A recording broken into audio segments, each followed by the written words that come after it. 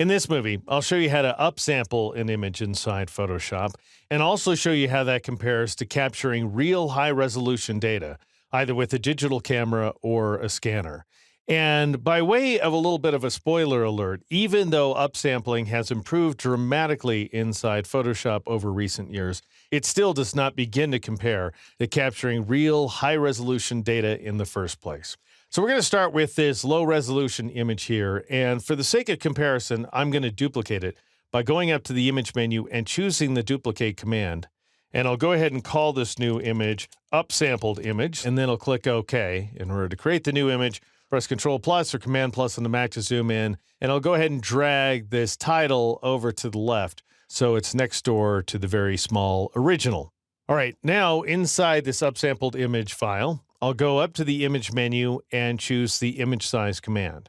Now again, I've got a small dialog box, so I'll go ahead and make it nice and big. And the reason the dialog box keeps showing up small is because I have never clicked on the OK button throughout these movies. But I will be doing so in just a moment, at which point the dialog box will come back nice and large. All right, with the resample checkbox turned on, that's very important if we want to add pixels. You want to make sure the interpolation setting is automatic. That's going to give you the best result where upsampling is concerned.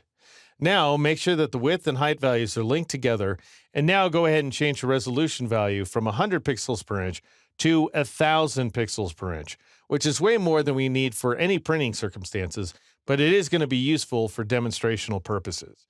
And now I'm just going to go ahead and drag here inside of the preview until we can see this guy's face right there. And if I click and hold, we can see how big the pixels would be if we were to apply no interpolation whatsoever. And then if I release, that's how things look with automatic interpolation, which is pretty darn good, by the way. I will tell you that as recently as Photoshop CS6, so prior to the Creative Cloud, the standard interpolation setting when upsampling was this guy right here, Bicubic Smoother, and notice how very soft it is. So automatic is clearly an improvement, and it gives us these much better rounded edges.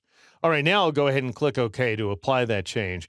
And it is going to take a moment because Photoshop, after all, has to add 10 pixels wide and 10 pixels tall. That is to say, a total of 100 pixels for every pre-existing pixel inside the image. All right, now I want to go ahead and pan to that guy's face. So I'm going to take advantage of that bird's eye technique by pressing and holding the H key and then clicking and holding inside the image. And then I'll scroll to this location right there and release, and then I'll release the H key. All right, so let's see how that compares to just zooming in on that original image. I'll go ahead and switch to the very small image.png file, and I'll drop down to the zoom value down here in the bottom left corner of the window. I'll change it to 1,000%, and I'll press the Enter key or the Return key on the Mac. And then once again, I'll press and hold the H key to get the hand tool on the fly, and I'll click and hold to get that bird's eye function, and I'll go ahead and scroll to this guy's face again, and then release. Now, while the pixel grid is very useful, it's getting in our way where this demonstration is concerned. And so to hide the pixel grid, you go up to the View menu, you choose Show, and then you choose this command right there, Pixel Grid, and that will turn it off like so. All right, so as you can see here, we've got some great big pixels, which means that if we were to print the image very large, let's say poster size, we would get some very choppy results.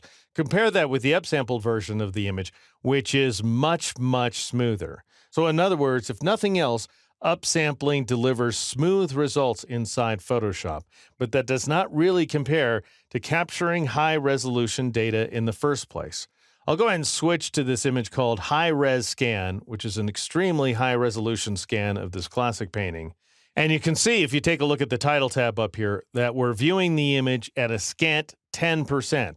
So we're only seeing 1 out of every 10 pixels horizontally, 1 out of every 10 pixels vertically. In other words, 1 out of every 100 pixels inside this image. To see 1 image pixel for every screen pixel, I'll press Control 1 or Command 1 on the Mac to zoom in to 100%. And then I'll once again take advantage of that bird's eye technique by pressing and holding the H key. Then I'll click and hold my mouse button, drag this marquee around this guy's face right here, and then release in order to zoom in on the image. And you can see we've got some wonderful detail. All right, so once again, just so we can see the difference, I'll go ahead and switch to the zoomed in version of that very small image. Obviously, we have big choppy transitions in the form of these jagged square pixels. Compare that to the upsampled image, which is extremely smooth by comparison.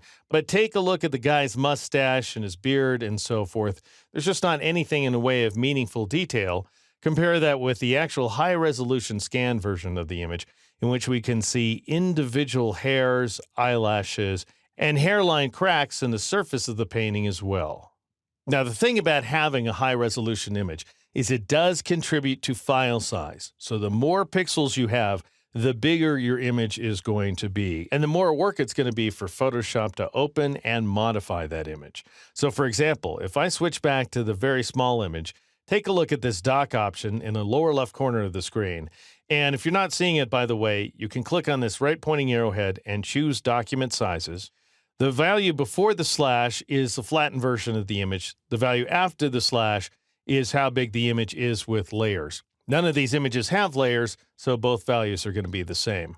But notice that the size is a scant 1.86 megs. That's nothing, by the way. That's a dinky little image.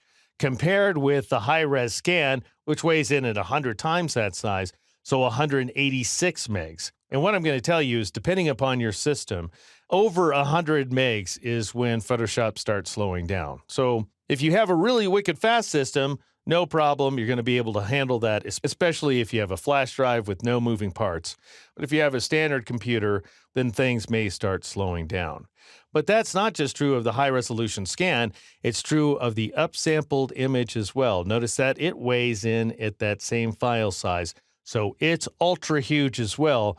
The difference is that it just doesn't contain that wonderful information. So the moral of the story is, if you have to upsample an image for print, go for it. But you're always better off capturing the biggest and best data possible by setting your camera or your scanner to its highest quality setting.